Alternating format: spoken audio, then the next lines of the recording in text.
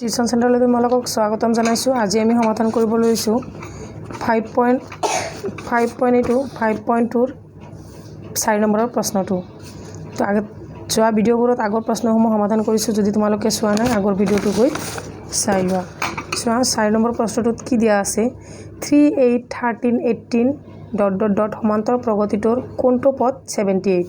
ইয়াতে কি কৈছে জানানে, এনেকৈ গৈ আমাৰ 78 নম্বৰ পদটো কি, তাৰমানে 78 হ'ব গ'লে কোন নম্বৰ, ইয়াতে কেই নম্বৰ হ'ব, ইয়াতে সাপোজ ইয়াতে A1, A2, A3, A4 এনেকৈ এৰ কিমানতম পদটো আমাৰ 78 হ'ব বুলি ইয়াতে কৈছে। গতিকে আমি প্ৰথমতে কি কৰিব লাগিব, যিহেতু এইটো সমান্তৰ প্ৰগতিত দিয়া আছে গতিকে আমি D2 উলিয়াই ল'ব লাগিব, হয়নে? D2 উলিওৱা মানে কি, দ্বিতীয় পদটোৰ পৰা প্ৰথম পদটো বিয়োগ কৰিলে যিটো আমাৰ সংখ্যা ওলায় সেইটোৱে হৈছে আমাৰ সাধাৰণ অন্তৰ অৰ্থাৎ D। গতিকে D2 উলিয়াই ল'লে আৰু এন আমি ধৰি ল'ব লাগিব 78। ধুনীয়াকৈ হৈ যাব। চোৱা প্ৰশ্নটো মই আগতীয়াকৈ লিখি লৈছোঁ, ইয়াতে সমাধান বুলি লিখি ল'বা।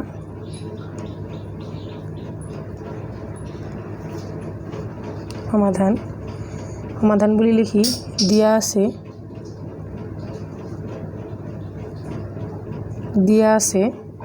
A = কি, এইটো কি দিয়া আছে আমাৰ প্ৰথম পদ হয়নে, A = 3 আৰু D = কি, D =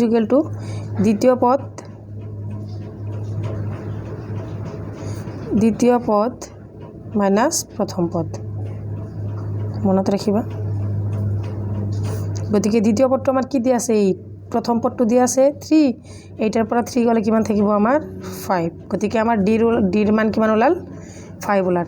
আৰু আমাৰ কিমানতম কৈছে 78 হয়নে, 78। গতিকে an = কিমান 78 হয়নে। এতেকে আমি ডিৰ মানটো উলিয়াই ল'ব লাগিব, এনৰ মানটো আমি উলিয়াম এতিয়া। এতেকে আনৰ সূত্ৰটো কি আছিলে, an = কি আছিলে, a + n - 1 মনত আছেনে নাই? যোৱা ভিডিঅ'টোত মই তোমালোকক আলোচনা কৰিছোঁ। ইয়াৰে 5.2ৰ যিটো 1 নম্বৰ ভিডিঅ' আছে সেই ভিডিঅ'টো তোমালোকৰ লগত আগতীয়াকৈ গোটেইখিনি আলোচনা কৰিছোঁ, সেই ভিডিঅ'টো চাই ল'বা। 5.2ৰ প্ৰথম ভিডিঅ'টো চাই ল'বা, গোটেইখিনি আহি যাব। এই সূত্ৰটো চোৱা, এই সূত্ৰটো বহাই ল'ব লাগিব, D = 78। এতেকে চোৱা এৰ মান আমি কিমান পাইছোঁ 3 + n - 1টো ৰাখি থৈ দিয়া, কাৰণ দিয়া নাই ইয়াৰ মান। ডিৰ মানটো কিমান পাইছোঁ 5 = 78। ইয়াতে 3টো ইয়াতে প্লাছ হৈ আছে, সেইফালে লৈ যোৱা, n - 1 × 5 = 78 - 3। 78ৰ পৰা 3 গ'লে কিমান থাকিব n - 1 কিমান থাকিব 75। এই 5টো ইয়াৰ লগত পূৰণ হৈ আছে, এইফালে আহিলে হৰণ হ'ব। একেলগে কৰি দিছোঁ, লাইনবোৰ বঢ়াই থকা নাই। চোৱা এতেকে 5ৰে এইটো কাটিব পাৰি একবাৰ আৰু এইটো 5 বাৰ হয়নে, 5 × 5 = 25, 5 × 5। গতিকে ইয়াতে থাকিলে 15। এতেকে n1টো মাইনাছ হৈ আছে, আমি বাৰে বাৰে বেছি লাইন লিখি নাথাকোঁ। nটো ইয়াতে মাইনাছ আছে, এইফালে গ'লে কি হ'ব 15 + 1 হয়নে। এতেকে এনৰ মান কিমান ওলাল 16। গতিকে আমি প্ৰশ্নটোত কি কৈছিলে যে সমান্তৰ প্ৰগতিৰ কোনটো পদ 78। ইয়াতে চোৱা সমান্তৰ প্ৰগতিটোৰ কোনটো পদ 78। গতিকে আমি গম পালোঁ যে এতেকে 16তম পদটো হ'ব কি 78। বুজি পালা, একেবাৰে সহজ। তাৰপিছত 6 নম্বৰটো চোৱা, 5 নম্বৰ প্ৰশ্নটোত কি দিছে, তলৰ প্ৰতিটো সমান্তৰ প্ৰগতিৰ পদৰ সংখ্যা নিৰ্ণয় কৰা। আগৰটোৰ নিচিনাই হ'ব। কিমানটা পদ আছে চোৱা, ইয়াতে 1 নম্বৰটো দি আছে 7, 13 আৰু 19 এনেকৈ গৈ 205 ইমানলৈ গ'লে কিমানটা পদ থাকিব। যেনেকৈ ইয়াতে 1, 2, 3 এনেকৈ 3টা পদ আছে হয়নে। এনেকৈ গৈ 205লৈ যোৱালৈ কিমানটা পদ এনেকৈ আছে। ইয়াতে 7টো এটা পদ, 13টো এটা পদ, 19টো এটা পদ। বুজি পাইছানে? গতিকে আমি কি কৰিব লাগিব, ইয়াতে প্ৰথমতে পদকেইটা আমি লিখি ল'ব লাগিব। ফাৰ্ষ্টৰ 1 নম্বৰটো চোৱা, মনোযোগ দিবা প্লিজ। 7, 13, 19 ... 205 তাৰমানে ইয়াৰে ভিতৰত কিমানটা পদ আছে ভিতৰত মানে গোটেইখিনি খাঙুৰি 7 টোক ল'ব লাগিব 205 ক ল'ব লাগিব গতিকে দিয়া আছে কি দিয়া আছে প্ৰথম পদটো দিয়া আছে নে নাই প্ৰথম পদটো কি তে a = 7 গতিকে d মানে কি প্ৰথম পদ মাইনাস দ্বিতীয় পদ মাইনাস প্ৰথম পদ মানে ইহঁতৰ পাৰ্থক্য কিমান হেতু হৈছে আমাৰ সাধাৰণ অন্তৰ d মানে হৈছে সাধাৰণ অন্তৰ এবিলাক আগৰ ভিডিওত আলোচনা কৰিছো তোমালোকে গৈ চাই লবা 13 - 7 = 6 এটাকে a n টো কিমান হ'ব 205 হয় না a n ৰ মান হ'ব 205 এটাকে আমি কি পাইছিলো a n ৰ সূত্ৰটো কি পাইছিলো a + n - 1 n - 1 d = 205 এটাকে সোয়া এনো এর মান বহাই দিয়া 7 প্লাস n - 1 টো রাখি থৈ দিয়া d এর মানটো কিমান পালো আমি 6 = 205 এটাকে 7 টো প্লাস হৈ আছে ইফালে লৈ যাও মাইনাস হৈ যাব n - 1 * 6 = 205 - 7 গতিকে ইয়াতে এটো ইনটু হৈ আছে ইফালে গলে ডিভাইড হ'ব n - 1 টো ৰাখি থৈ দিয়া 6 টো ইফালে লৈ আহা 6 ইয়াতে 205 ৰ পৰা 7 গলে কিমান 15 ৰ পৰা 7 গলে 8 ইয়াতে থাকিল 9 198 6 এর কিমান বার যাব 6 3 * 18 6 3 * 18 33 গতিকে n টো ইয়াতে কি হৈ আছে মাইনাস হৈ আছে ইফালে লৈ যোৱা 33 + 1 হ'ব হয়নে এটাকে n ৰ মান কিমান হ'ব 34 গতিকে আনসাৰটো আমাৰ ধুনিয়া কৈ ওলাই গল কি ওলাল যে এনেকে লিখি দিবা এটা লাইন এটাকে উক্ত সমান্তৰ প্ৰগতিটোৰ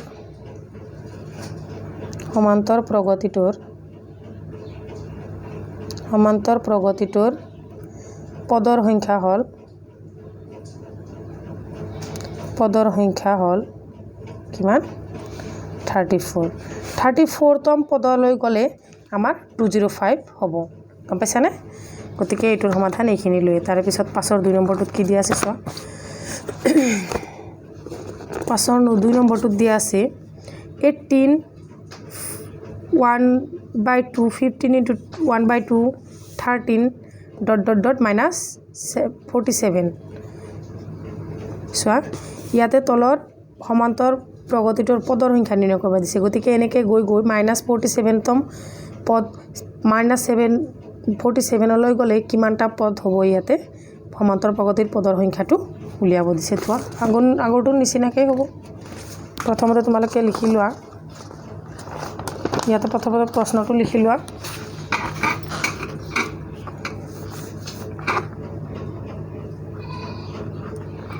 প্ৰশ্নটো লিখি লোৱা 18 15 * 1/2 13 ...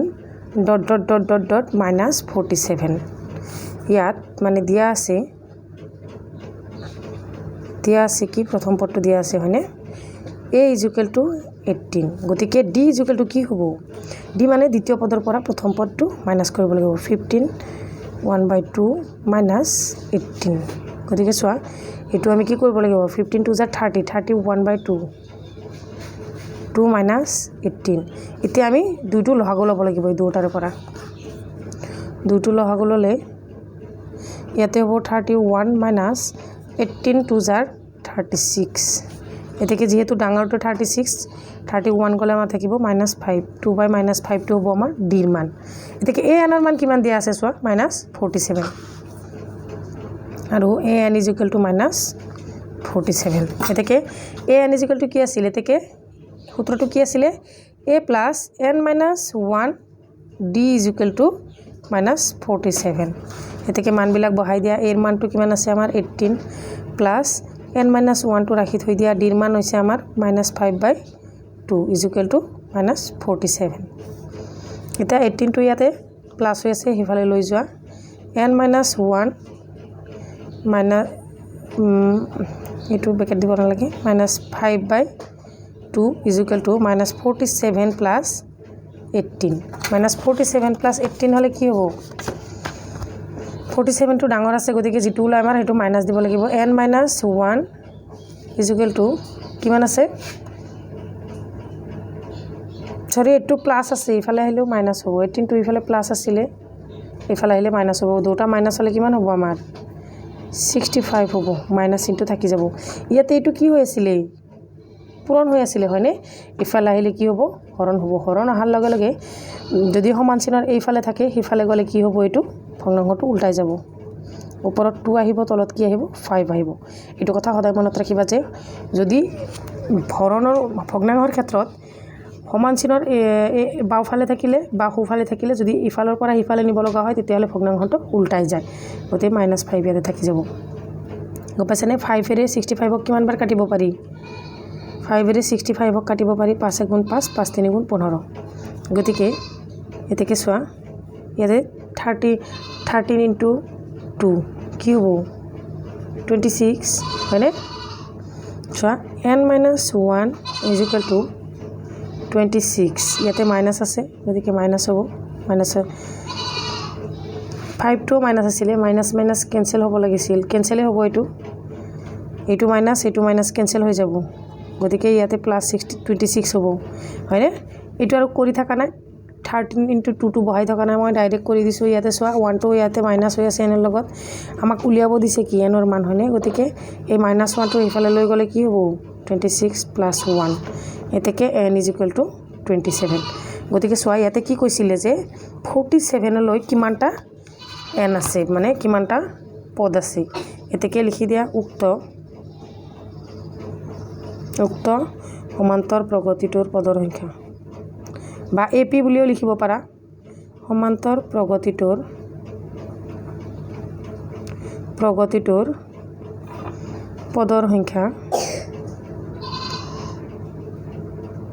পদৰ সংখ্যা কিমান 27 আজিৰ ভিডিঅ'টো ইমানতে সামৰিছোঁ